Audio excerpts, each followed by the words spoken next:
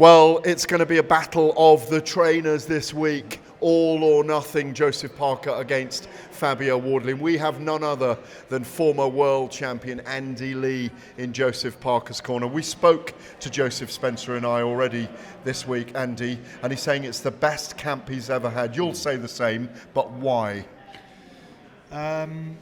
It's been more, this camp I would say more than the other ones it's been more of a focus on the actual boxing. You know, when you're trying to balance your boxing sessions with grueling strength and conditioning sessions, you have to manage it so you don't take too much out of the fighter, that he's recovering better and that he's ready to go, you know, for each session. This time we've kind of taken back a little bit from the conditioning, because he's done so much of it in New Zealand since the fight with Bacoli, and it's just come into camp really focusing on the boxing. And I think he's seen the benefits. He's injury free, which has not always been the case before fights, and he feels fresh. Can I just ask, you took him up to 129 kilos from 112. I know you brought him back down again for the Bacoli fight. What's he for this one? He's probably he'll probably get on the scales about 117, 118. Okay, interesting. Yeah.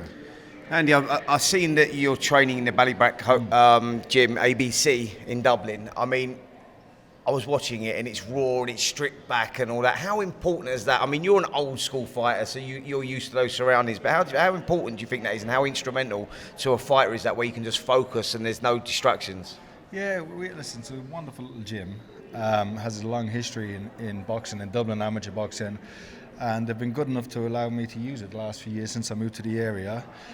And you know, it's a humble gym in a housing estate in the suburbs of Dublin, and all of a sudden you've got the likes of Hamza Shiraz, Ben Whittaker, Joe Parker walking in the door. People are looking, you know. It's all your fault. Yeah. But it's wonderful for the young kids, and some of the fighters who are their weights from Ireland, they can come to my gym, get world-class sparring, or even just watch world-class guys and watch them train. So it's a benefit to. It's great that they come to me first of all, but for the whole of Irish boxing community, it's been a real boost. Given the way the two boxers are, conventional wisdom, and it's not always conventional wisdom that makes the heavyweight division go around, that Joseph ought to be able to outbox Fabio Wardley. Your counterpart in the other corner, Ben Davison, knows that as well. Are you expecting any trick? We know that Fabio's got equalising power, so you have to be aware of that all the way through. But are you expecting any tricks from them potentially? They do a lot of study, you know. I kind of, not that I know how they prepare, but I know they do a lot of research, watch video and watch for patterns and try to, because even in the Hooney fight they were telling Fabio what to do and allow Hooney to come on, and eventually he did come on and walked into the shot. Yeah. They've got it's a difficult style, the way they prepare, because they're always they always lead out with the lead hand, use the feint, use it to measure you up. But I can only see this fight being a real action fight from the start.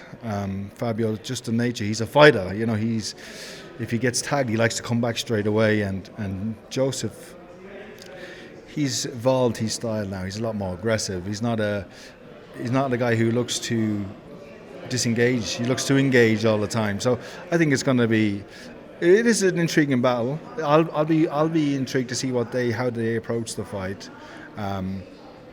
But yeah, it's like, yeah, we'll see. Most people would pick Joseph to win on points, but can Joseph stop him? Would you like to see him stop Fabio?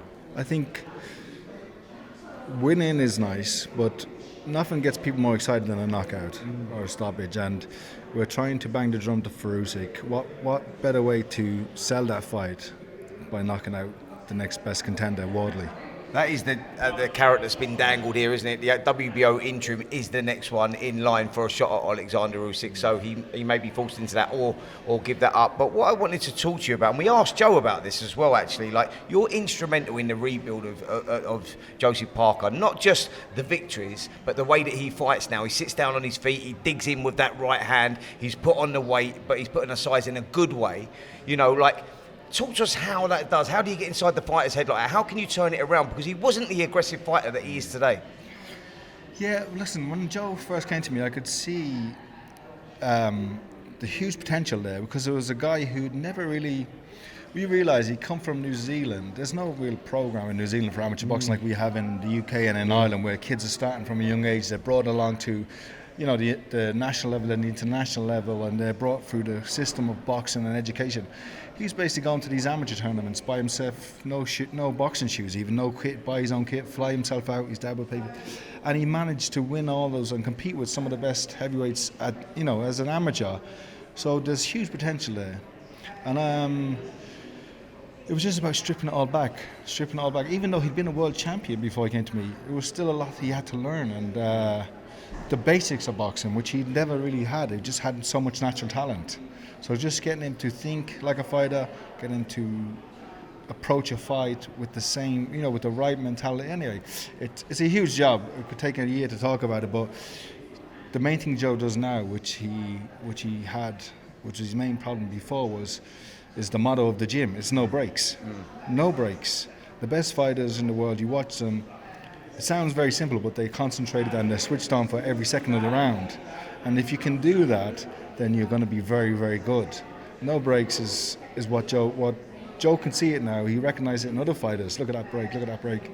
And that's been the main thing we've worked on, is being present and not taking any breaks. You mentioned the phalanx of growing names in your gym in Dublin with Hamza Shiraz and Ben Whittaker coming to you, and obviously Joseph there as well. Talk to us about what you feel about Ben Whittaker's move away from this heavyweight fight this week. Ben Whittaker's move to Eddie Hearn and Matchroom, is that good for him? I think, listen, anyone can do a good job promoting Ben Whittaker because he promotes himself so well. He's in and out of the ring. He got Eddie Hearn screaming on that skit though, didn't he? Yes, yeah. Listen, the ingredients are all there, isn't it? But he just needs structure, he needs activity, development, and within a year or two, he'll be right at the top of the division. One of the things that people question about him is his power, and it has been out there and questioned. You see a different side of him in the gym because you've been with him a few months already. Will people be surprised when he does step in on his punches? Yeah, well, look, he did it to Cameron the first fight. The return fight. First fight with me. Yeah, a guy who'd never been hurt like that, and that's what we look to continue. It's about technique, timing, and power. Take the self-promotion away now and talk about Ben Whittaker as a fighter. Just how far do you think he can go? There was talk before, obviously, the Liam Cameron fight of him going all the way. Then he derailed a little bit. Now he's back on the rails. How far do you see him going? I see him going all the way. I don't see just the talent, the ability. Ability is something that's unquantifiable. You can't say this guy has this. No, he's got this many. Ability, just being able to punch, slip, counter, to having that. No, it looks like he has so much more time than everybody else in the ring. Where punch comes at him, he can respond in a certain way to slip it, counter it, go inside of it. He just has that ability that he can do pretty much anything in the ring. And my job is not so much about teaching him things. It's about programming him mentally and being an experienced figure in his camp and in his career. Whereas, we're going to train like this, we're not going to do that training, we're going to take today off, we're going to go here, we're going to go there. Oh, you're not doing that interview. No, you're not going to this event 3 days before the fight. I'm cancelling that. It's just about having someone with him, just guidance. That's what I think he lacks or lacked. Just being someone who can guide him and control the external elements that comes with a superstar, quote unquote, and just build on what he already has. And who better to do that than someone that's been there, seen it, done it in yourself? That is important. Well, it is, and I think it has to be that type of authority figure with him. It has to be with him. Well, we look forward to your progress with this triumvirate of great fighters in Hamza Shiraz at super middleweight, Ben Whittaker at light heavyweight, and of course this week Joseph Parker at heavyweight in the all or nothing fight. Andy, it's always brilliant to speak to you. We look forward to seeing you all week. Thank you, Gareth, and let's not forget Paddy Donovan. Indeed. Tough fight. I thought he might have won it against Crocker, but Crocker had a good win. Fair play to him, boxed a good game plan, boxed a good disciplined fight, but Paddy will be back. Brilliant. Paddy will be back, as will we and Andy Lee.